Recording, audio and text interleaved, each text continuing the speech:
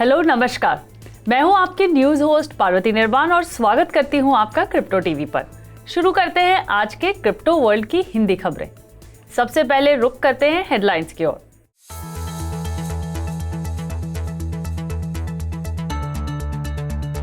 G7 देशों ने crypto assets के लिए स्विफ्ट रेगुलेशन का किया आग्रह।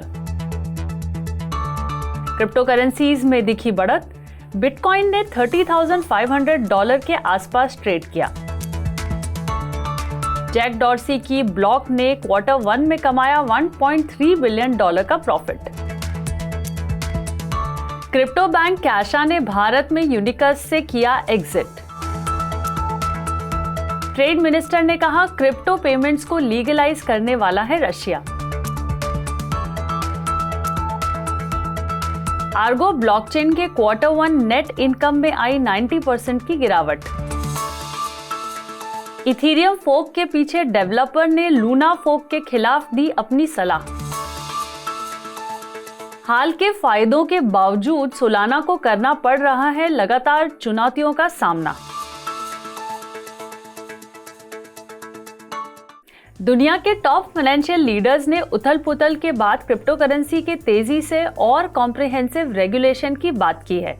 7 इंडस्ट्रियलाइज्ड नेशन के ग्रुप के फाइनेंस मिनिस्टर्स और सेंट्रल बैंकर्स ने एक डॉक्यूमेंट में कहा है कि वो चाहते हैं कि क्रिप्टो एसेट मार्केट में हालिया उथल-पुथल की रोशनी में फाइनेंशियल स्टेबिलिटी बोर्ड ज्यादा तेजी से काम करे।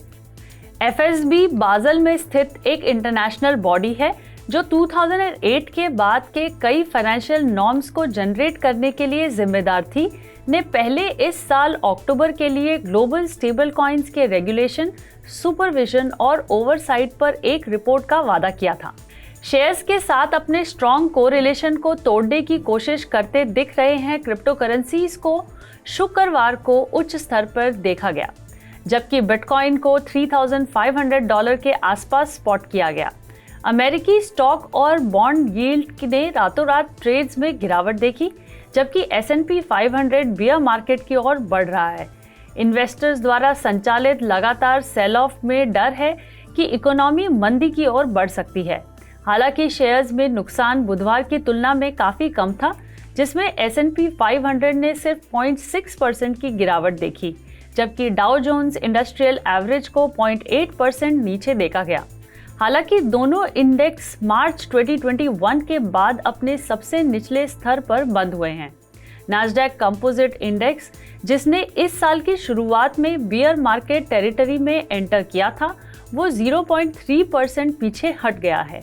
इस तरह से कैश होल्डिंग सितंबर 2001 के बाद से हाईएस्ट लेवल पर पहुंच गई है, जो स्ट्रॉन्ग बियरिश सेंटिमेंट्स को इंडिकेट करती है। ऐसे में गोल्डमैन सैक्स का अनुमान है कि अगले 2 साल में यूएस रिसेशन की 35% संभावना है, जबकि मॉर्गन स्टैनली के मुताबिक अगले 12 महीनों में 25% की संभावना दिखाई दे रही है।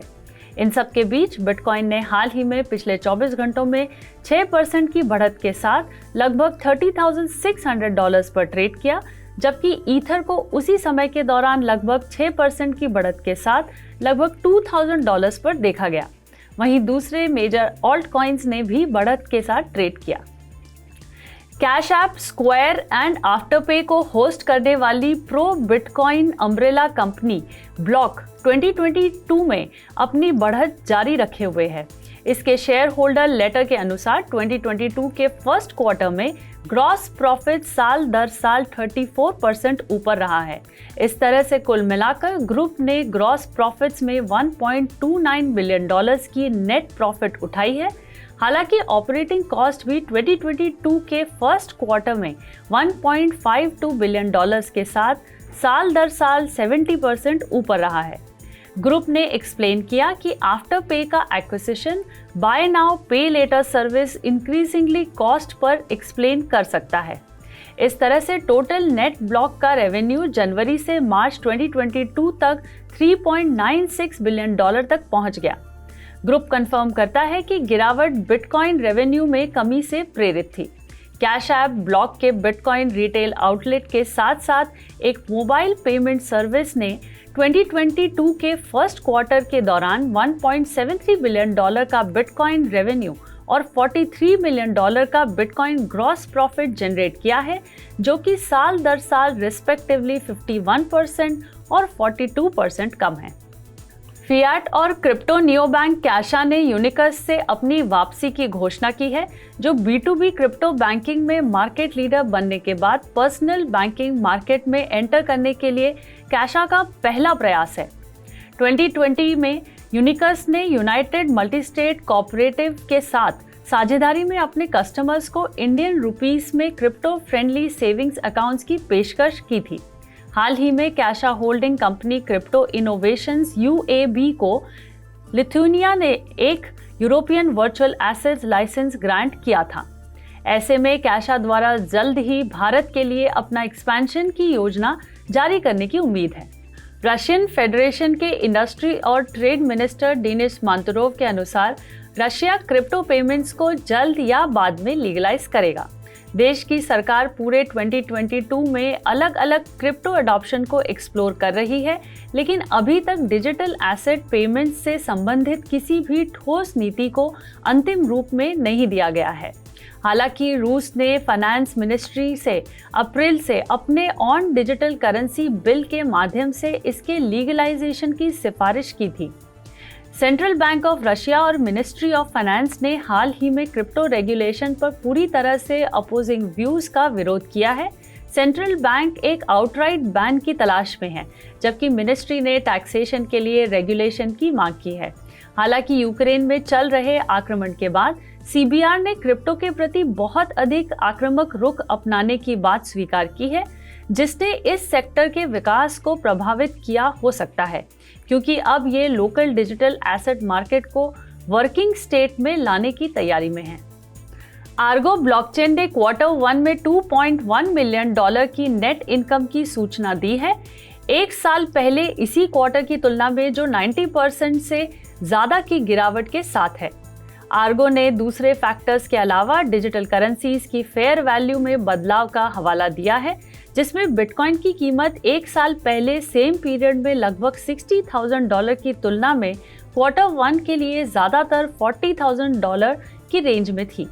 आर्गो ने एक साल पहले सेम पीरियड में 387 की तुलना में 470 बिटकॉइन और बिटकॉइन इक्विवेलेंस को माइन किया। इस तरह से Q1 के अंत तक आर्गो के पास 2700 बिटकॉइन और बिटकॉइन इक्विवेलेंस थे। इथेरियम क्लासिक टीम के एक डेवलपर ने सुझाव दिया कि टेरा कम्युनिटी को लूना फोक को रिजेक्ट कर देना चाहिए। हाल में टेरा हार्ड फोक इनएविटेबल लग रहा है, क्योंकि इस पक्ष में 15 करोड़ से ज़्यादा वोट पहले ही दर्ज किए जा चुके हैं। हालांकि एक ब्लॉग में कोर इथेरियम क्लासिक टीम के पार्ट डेक्सारैन ने कहा है कि एक हार्ड फोक मौजूदा मुद्दों को हल नहीं करेगा, बल्कि एक स्ट्रॉन्ग और यूनाइटेड कम्युनिटी को स्प्लिट करेगा। एक नए चेन को बनाने के ऑल्टरनेटिव के रूप में डेक्सारैन ने समस्या के सोर्स की पहचान होने तक फाइनल डिसीजन में देरी करने का प्रस्ताव रखा है। इतना ही नहीं, इथेरियम फोक डेवलपर ने BTC ट्रांसफर के लिए फाइनेंशियल रिपोर्ट्स जारी करने के खातिर डू क्वान को भी रिकमेंड किया है। आज की खबरों में बस इतना ही। क्रिप्टो वर्ल्ड के डेली न्यूज और अपडेट्स के लिए देखना ना भूलें हिंदी न्यूज बुलेटिन दिन में 2 बार सिर्फ क्रिप्टो टीवी पर। मैं पार्वती निर्वाण अब आपसे विदा लेती हूँ। टाटा, बाय बाय और नमस्कार। कल फिर मुलाकात होगी इसी समय पर, तब तक देखते रहिए क्रिप्टो टीवी।